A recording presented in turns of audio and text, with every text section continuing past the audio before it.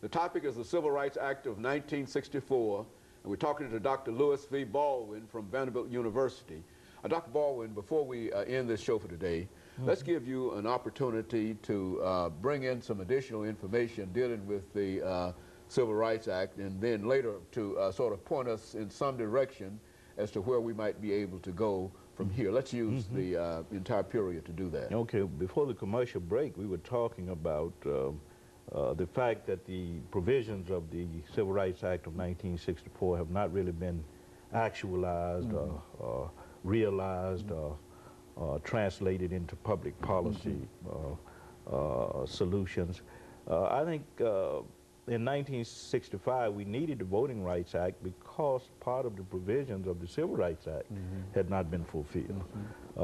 If you look at the Civil Rights Act of 1964, you'll notice that one aspect of it dealt with voting.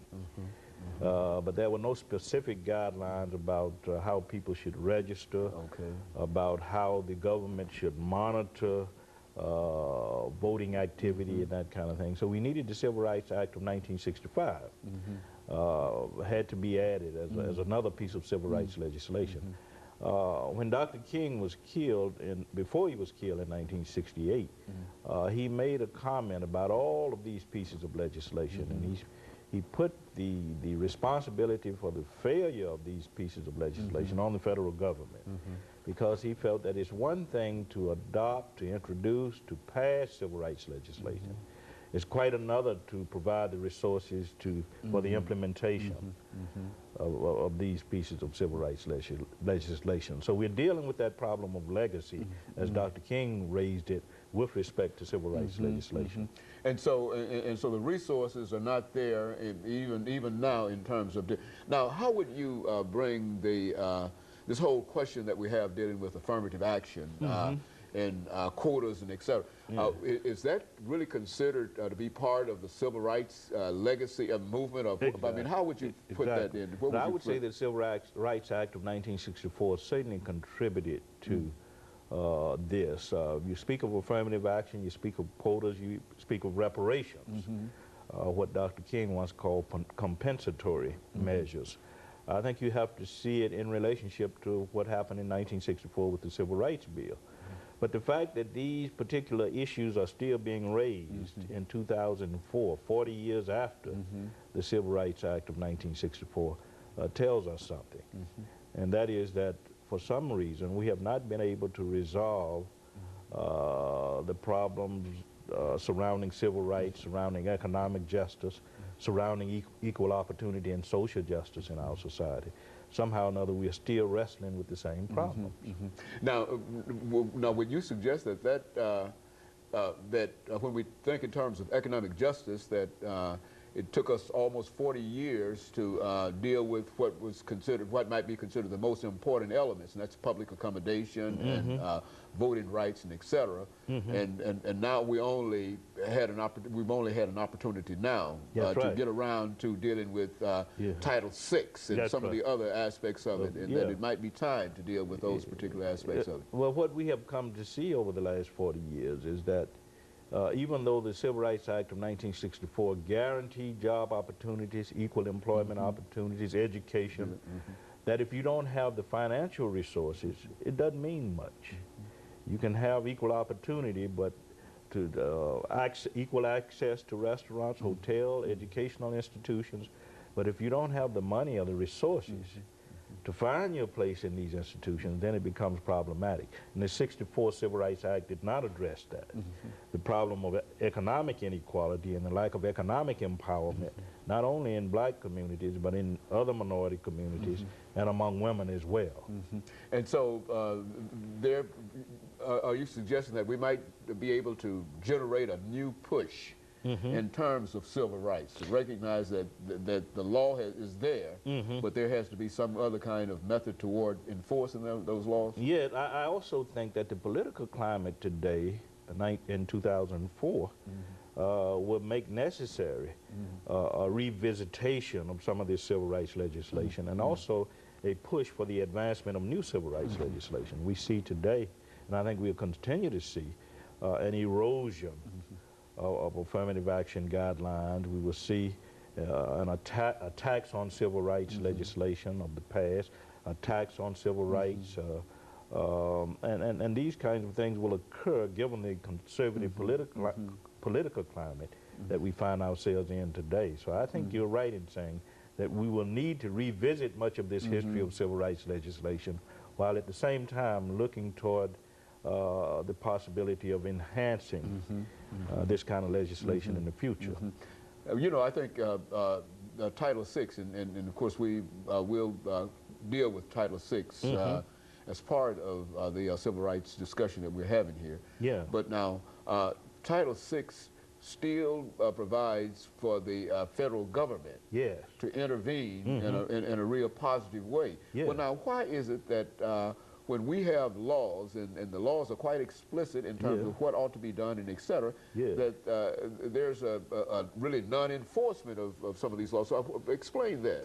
Yeah, I think you have to see it from the angle of lack of federal government enforcement. I think the federal government is largely responsible, once it puts these pieces of legislation in place, for the implementation of these pieces of legislation. And I think that's where the failure rests today.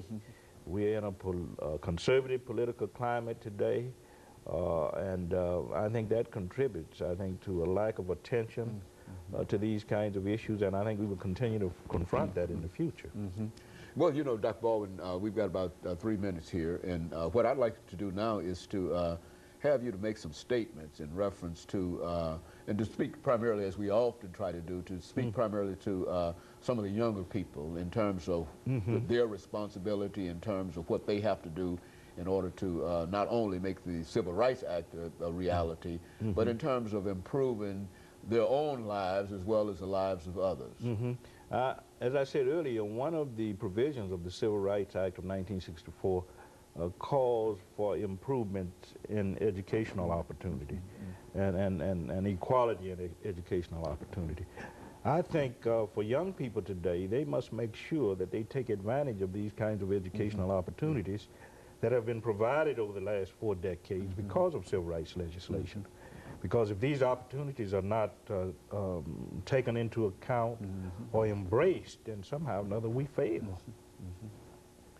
And so there's still a real need for civil rights legislation. There's still a real need for resources that are available, and et cetera. And there's still also a need for us as African Americans to demonstrate that not only that these pieces of legislation are needed, but that we're going to do our best to benefit from them once they are put in place.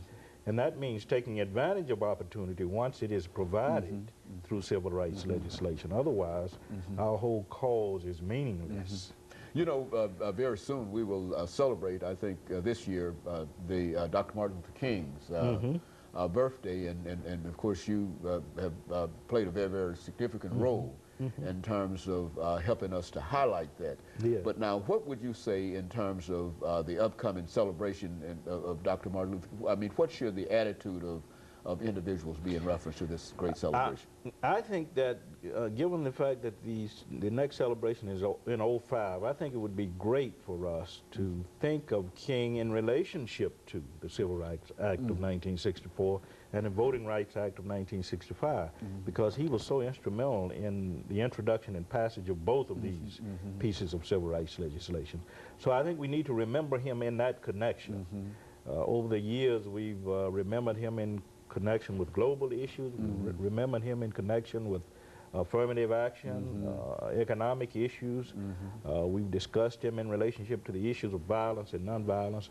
But I think the next celebration should be devoted to viewing him and celebrating him in relationship to the Civil Rights Act of 1964 and the Voting Rights Act of 1965. And of course that would be a great way to honor Dr. King in this upcoming celebration. And also to rekindle our commitment to the fulfillment of these pieces of legislation.